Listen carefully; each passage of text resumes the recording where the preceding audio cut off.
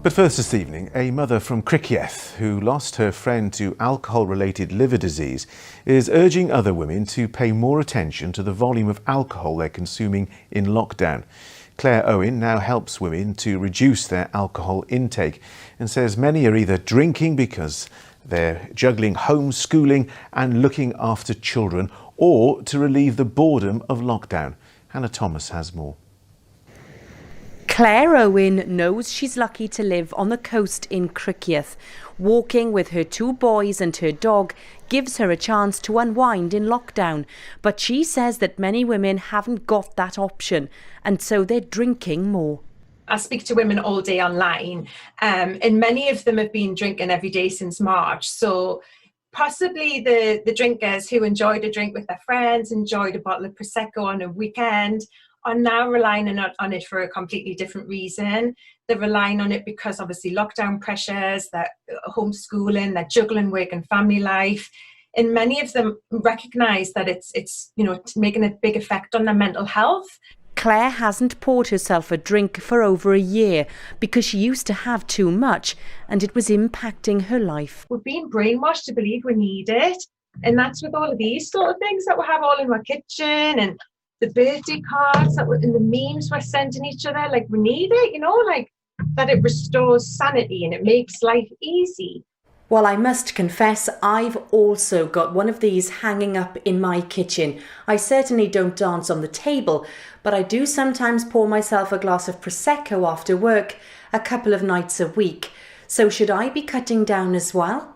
The guidelines say that women should drink no more than 14 units a week.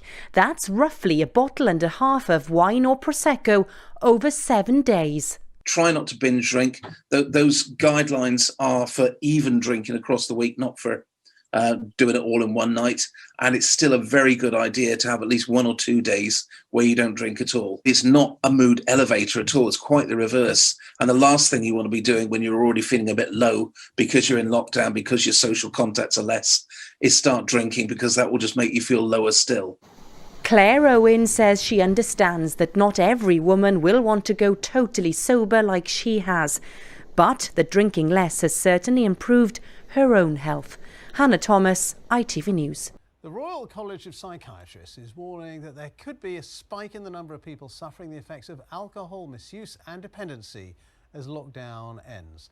Alcohol charities say that during the pandemic, more than double the number of people have sought help compared to 2019. Our correspondent Ellie Costello reports. This has become a familiar sight. Pubs and bars locked down.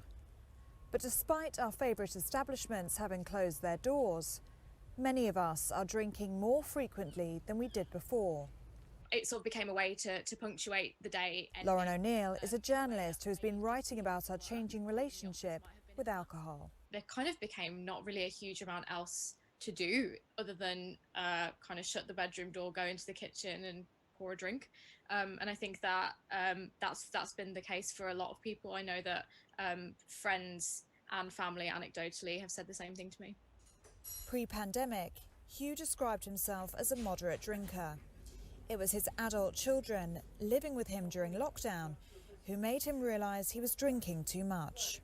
Every night, I was always having 2 bottles of fairly strong beer and then a whole bottle of red wine. That's about over 100 units per week at least. It's recommended that adults don't exceed more than 14 units of alcohol per week. That equates to 6 pints of beer or 6 medium glasses of wine. I had no discipline. I had no kind of power over myself at one point. So it really depressed me, but I still could then carry on that day. It was quite a vicious loop, really. An estimated quarter of UK adults, particularly those furloughed or working from home, reported drinking more during lockdown. Of furloughed workers, 1 in 10 said they were drinking in secret. And provisional data from 2020 shows a stark increase in alcohol-specific deaths in England and Wales during the first 9 months of 2020, compared with the same time period in 2019. It can affect your mood. people get depressed quite quickly if they start drinking too much. And that's a very easy trap to get into. It's easy to, for instance, to start getting mild gastrointestinal problems if you're drinking too much, and eventually people to go on to get serious liver, kidney and heart problems, and increase their susceptibility to cancer. So ahead of beer gardens opening again in England next week, what's the advice for those who've noticed they're drinking too much? There are more and more really nice alcohol-free drinks available. Make yourself a mocktail while you're having a Zoom call. It doesn't have to be a large glass of wine. If you do find yourself getting into problems, drug and alcohol services are still here. If there are people around you, be open and honest with yourself and with them. Talk to those folks around you. They might have ideas about how you can moderate your drinking as much as yourself. Ellie Costello, BBC News. Well, we can speak now about this to Claire Owen, who found herself drinking a lot after having children. She's now sober and she coaches over 700 women on her Facebook group. Thank you so much for being with us. Do you think alcohol consumption has got very high during the pandemic, during lockdown?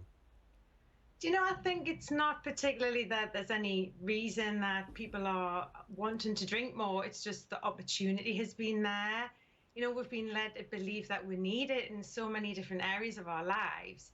And, you know, I think just the idea of juggling home and family life and homeschooling, and we're pushing it on each other, really, because for a long time we've used it in every situation to socialise when we're stressed, to have fun, to relax. So what sort, as I said, you coach a lot of people on Facebook. What sort of advice are you giving to people? You know, I think it's about turning it on its head. I'm on a mission to support 10,000 women and I want to inspire them to invest in themselves as an experiment for them to try life sober. I've found it to be, you know, energizing and revitalizing. People think sober is boring, and it's about turning it on its head and running towards a healthier lifestyle. You know, women are waking up and they're realizing that they don't need it to have fun, and by them taking the lead, it's inspiring the other half, it's inspiring communities, and the ripple effect that this is having is life-changing. I mean, it sounds great the way you say it, but a lot of people would say, yeah, but it's easier said than done. How do you do it if you're either an alcoholic or a heavy drinker? Well, I suppose it's about, first of all, finding somebody who can show you the way. For a lot of women think that they need more willpower, or a lot of people believe they need more willpower. But what I think is that you need to spend time with somebody who has a plan and who can show you the way. It's not just about, you know, looking at what's in your glass. It's about the bigger picture. I have a complete system here that I've designed to show ladies exactly where they are on my sober process. And it's designed to get you from stuck right through to rebalanced with no fear of failure. This is completely different to every way we've looked at this before. Instead of biting your knuckles and wishing that you could have a drink, instead you're feeling rewarded and confident because you've actually made a goal, you've made a plan, and you've stuck to it. And I suppose as we start to see lockdown ease, it's an interesting situation, isn't it? Because obviously, for people who've been pretty down, frankly, during lockdown and maybe drinking a lot more than they would usually as a result of that, you know, that kind of lockdown is easing. But at the same time, there's opportunity for drinking because the bars and the pubs are going to be reopening very soon. Yeah, but you can still go to the parties. You can still catch up with your friends. You just don't have to have poison in your glass. You know, this isn't about removing fun. I am certainly not the fun police, you know. I'm really looking forward to getting back out there and getting back together, but I'm going to have healthy alternatives, and I'm going to remember every single moment of it instead of waking up the next day feeling regret, feeling like death, letting myself down, over-promising and then under-delivering. And interesting, in your last answer there, you just said, you know, poison in my glass. Is that how you see alcohol, as poison? Absolutely, I do. And I think you know, just from my before and after photographs, it's been the first domino that I've needed to change my whole life. I feel I've got my power back, I've increased my confidence. My whole family are enjoying the benefits of a healthier me. I don't feel like I'm missing out on anything, and I certainly won't be drinking just because the pubs are open. Claire, good to talk to you. Claire Owen there. Thank you so much for your time. Thank you for the opportunity. Now, driving.